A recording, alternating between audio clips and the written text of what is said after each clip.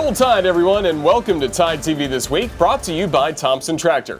I'm Roger Hoover, joined by Kira Goldstein. And Kira, I'm missing basketball already. I am as well. The NCAA men's basketball tournament ended on Monday night, and as always, CBS had their One Shining Moment video. It was pretty cool to finally see some Alabama plays in there, including the amazing three-pointer by Alex Reese in the Sweet 16 to send the game into overtime against UCLA.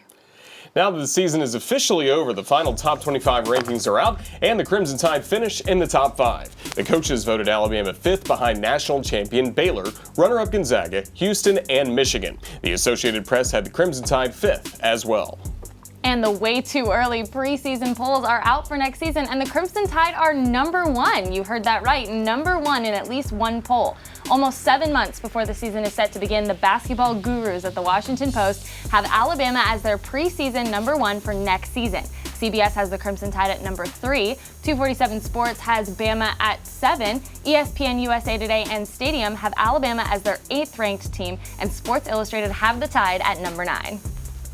Wow, what a difference the year makes, Roger. Yeah, great season for the Crimson Tide. I can't wait for next season, Kira. It looks like Coach Oates and the Crimson Tide are ready to keep things rolling. Yeah, and looking to keep things rolling off their SEC championship is head coach Dana Duckworth and the Alabama gymnastics team. The Crimson Tide hosted the NCAA Tuscaloosa Regional this past week, and Alabama took part in the first session on Friday. The Tide was joined by Arkansas, Iowa, and Iowa State. The top 2 teams from each session moved on to Saturday's final. Alabama started things off with the balance beam with a perfect score from Luisa Blanco. Yes, a perfect 10 from Blanco helped the Crimson Tide score a 49.5 in their opening rotation to start the meet. The Tide earned a 49.325 in the floor exercise, led by Blanco once again, with a 9.925 and 49.025 on vault, led once again by Blanco with a 9.9. Needing to finish in the top 2 to advance, Alabama needed another great performance under pressure, as the Tide was tied for second with Iowa behind Arkansas going into the final routine. And what a performance from Coach Duckworth that she got out of her squad. A school and Coleman Coliseum record of 49.675 on the uneven bars, led by, yes, another perfect score, this one from Makari Doggett. Her perfect 10, along with a 9.975 from Blanco and a 9.95 from Shania Adams, catapulted the Tide into first place ahead of the Razorbacks. So impressive. It was the first time since 2005 that Alabama had 2 perfect 10s in the same meet. Blanco also won the all-around with a total of 39.8. The victory moved Alabama into the regional finals on Saturday against Arkansas, Oklahoma, and Missouri. The top 2 from this group would advance to the national championships in Fort Worth, Texas. The Tide opened the finals on the uneven bars with the 3rd highest score in school history, a 49.625, led by freshman Shania Adams, career-high 9.975. Luisa Blanco led Alabama to a 49.15 on the balance beam with a 9.9. On the floor exercise, Blanco's 9.95 helped the Tide to a 49.425. Alabama was in a similar position as they were on Friday, needing a solid score in their final routine to advance. A pair of 9.9s from Blanco and Challen Olsen helped Bama secure a 49.375. That would be enough for second place behind #1 Oklahoma, and that second place finish is all the Tide needed to advance to the national championships in Fort Worth. Luisa Blanco won the all-around in the regional finals with a 39.675. Blanco was also voted the Region 1 Gymnast of the Year. A fantastic season for the sophomore from Dallas, Texas, and the season not over yet. Blanco, along with the rest of the Crimson Tide, will return to near her hometown as Alabama travels to Fort Worth for the national championships. The championships will take place on April 16th and 17th in Fort Worth, and Alabama will compete against Oklahoma, Michigan, Utah, California, LSU, Florida, and Minnesota. Top 2 teams from each semifinal session will advance to the championship finals on Saturday, April 17th. We also had some sad news this week. The leader of our official student group, Crimson Chaos, suddenly passed away. Cameron Luke Ratliff, also known as Fluffopotamus, passed away this past week from complications due to COVID-19. He was a dear friend, brought a positive attitude and energy to everything and everyone around him. He'll definitely be missed.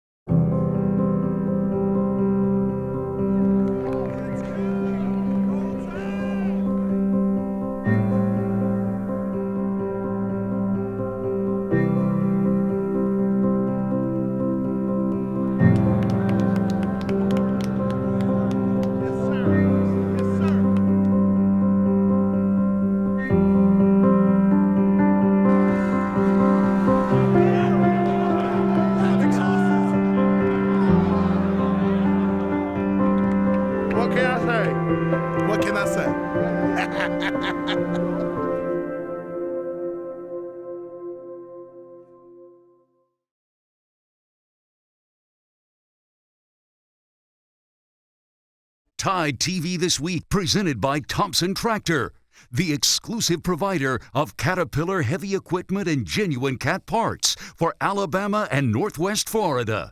Visit thompsontractor.com for more information. The University of Alabama, where legends are made. Ford, for great offers on F-150, see your local Ford dealer. Proud sponsor of the Crimson Tide.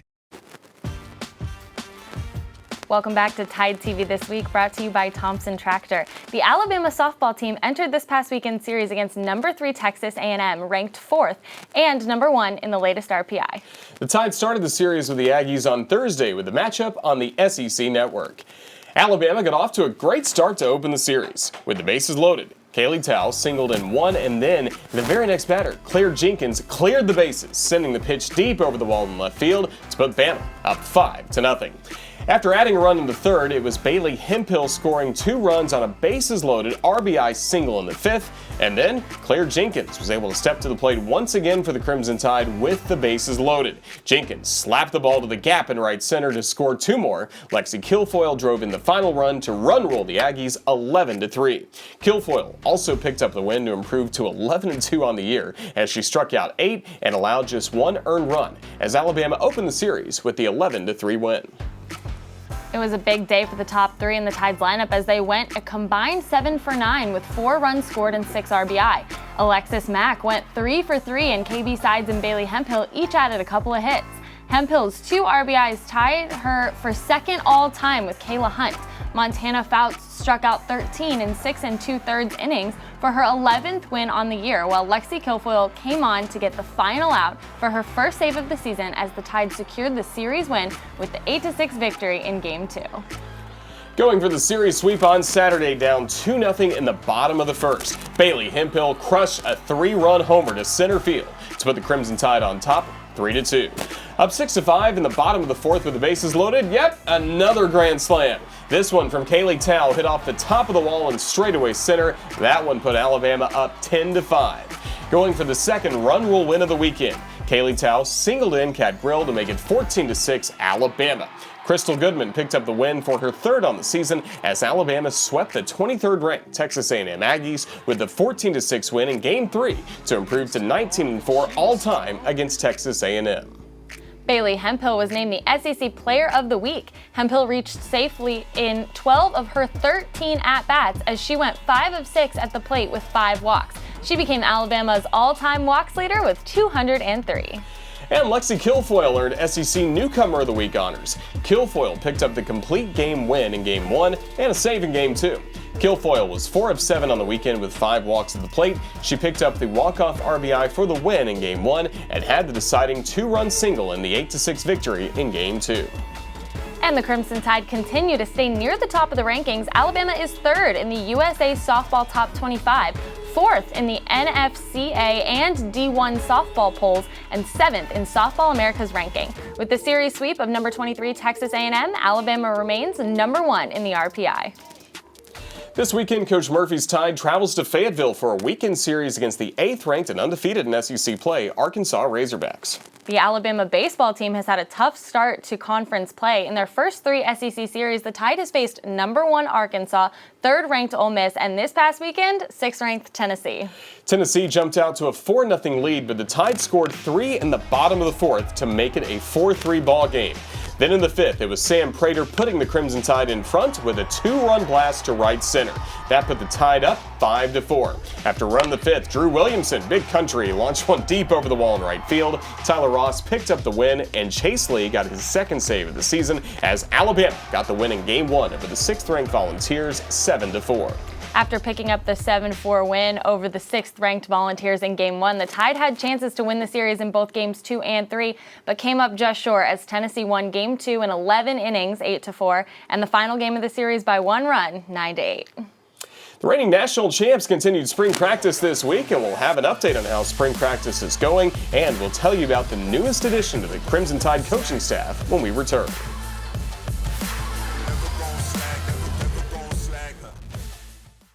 Tide TV This Week, presented by Thompson Tractor, the exclusive provider of Caterpillar heavy equipment and genuine cat parts for Alabama and Northwest Florida. Visit ThompsonTractor.com for more information. Ford, for great offers on F-150, see your local Ford dealer. Proud sponsor of the Crimson Tide. The University of Alabama, where legends are made. They pick up a blitz throw, intercepted. That's Daniel Wright down the right sideline.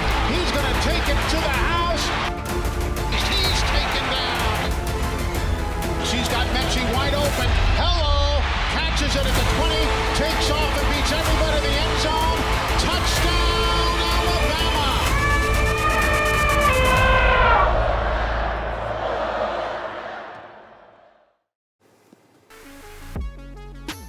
Coach Saban and the Crimson Tide football team wrapped up their 4th week of spring practice this week.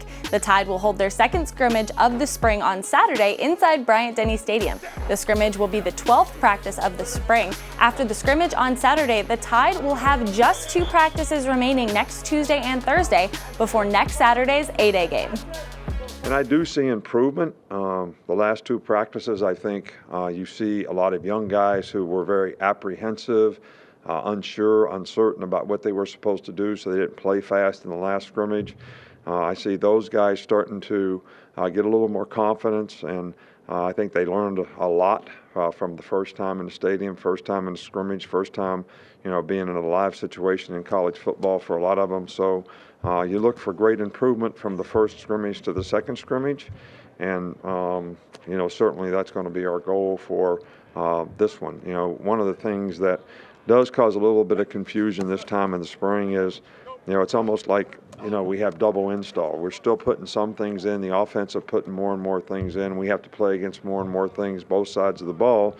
But at the same time, we spend time working on opponents and things that we don't see, from our offense. So we're putting a plan in for that too. So it can be a little bit of a burden for especially some of the younger players. It's a lot for them to absorb, each and every practice, but at least we're getting exposure to it. So when we have to play against it next year, it's not going to be all new for them. The 2021 Golden Flake A-Day game will be played on Saturday, April 17th. The game will kick off at 12 p.m. Central and will be televised on ESPN. Unlike other years, you will have to have a ticket to attend this year's A-Day game. Premium seating options will be offered to existing seat holders for a cost of $10 per ticket. General public tickets will also be offered in all other areas of the stadium at the cost of $5 per ticket. The public ticket sale will be available for purchase on April 10th. Coach Saban still had one vacancy on his staff with the resignation of tight end and special teams coach Jay Graham earlier this spring. On Monday, Coach Saban announced that the position had been filled. Drew Swoboda is the newest member of Coach Saban's coaching staff. Swoboda comes to Tuscaloosa after 3 years coaching special teams at Rice and 1 spring as the special teams coordinator at Memphis. So welcome to Tuscaloosa, Coach. Stay with us. We'll have more Tide TV this week coming up next.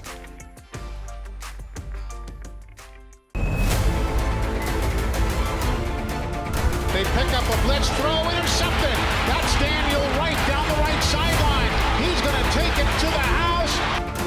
He's taken down. She's got Mechie wide open. Hello. Catches it at the 20. Takes off and beats everybody in the end zone. Touchdown, Alabama.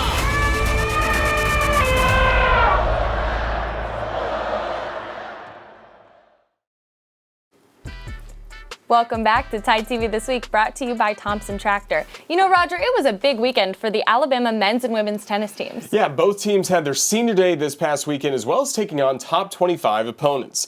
Head coach Jenny Mines and the Tide honored 3 on senior day as Alabama hosted 17th-ranked Texas A&M. After the Tide won the doubles point, the Aggies battled back and tied the score at 3. With the match on the line, senior Alba Cortona Powell came up big on senior day, winning the match in a tiebreaker 7-3 to give Alabama the 4-3 upset win over 17th-ranked Texas A&M. Wow, what a finish. The men held their senior day ceremony before Friday's matchup against 15th-ranked Mississippi State, and Coach Husak and the Tide honored a large senior class, 10 in all, before the matchup with the Bulldogs. Then, just like the women on their senior day, Friday, Coach Husek's squad upset a top-ranked team. After winning the doubles point, the Tide came up huge in singles play as the senior Edison Ortiz clinched the match on senior day for the Tide as Alabama upset number 15 Mississippi State 5-2. Ortiz was named SEC Men's Tennis Player of the Week. Then on Sunday, it was another matchup against top-ranked team, this time 9th-ranked Ole Miss in Oxford. After the Tide won the doubles point, Tide battled back and evened the score at 3, coming down to the last set with senior Jeremy Sweatner. The senior dropped the first set 6-4, but bounced back to win the second by the same score with the overall match on the line. Sweatner fell behind 4-1, but then rallied to win the last 5 in a row to close out the match and upset number 9 Ole Miss in Oxford 4-3. The Alabama track and field team had a great showing at Florida Relays this past weekend. Tamara Clark ran an outdoor personal record of 22.50 to win the 200 meters. It's the best time in the nation this season and ranks 3rd all-time in Alabama history. Clark was named the SEC Women's Runner of the Week.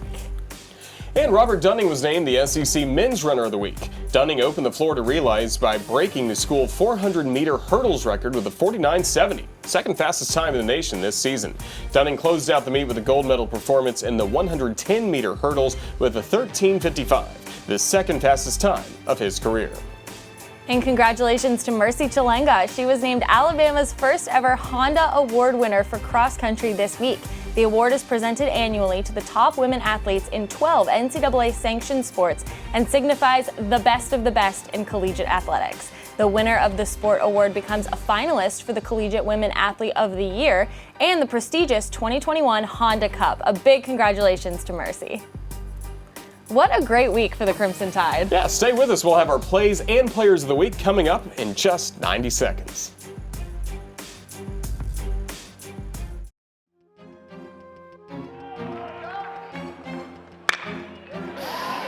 In the air to center, coming on.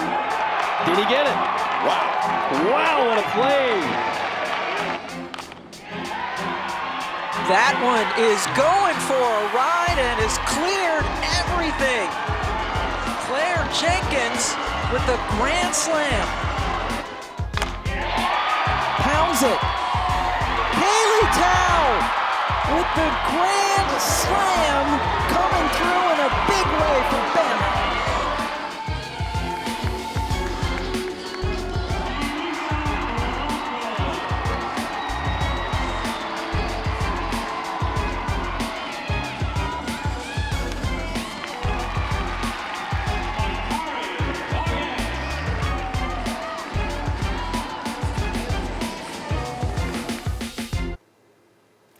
Those were our ATI Plays of the Week. Pretty darn incredible. And now let's take a look at our Players of the Week, brought to you by Payless Drugs.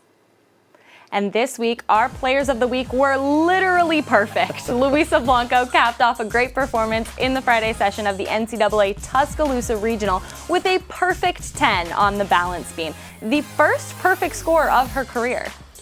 And Blanco's teammate Makari Doggett was perfect as well.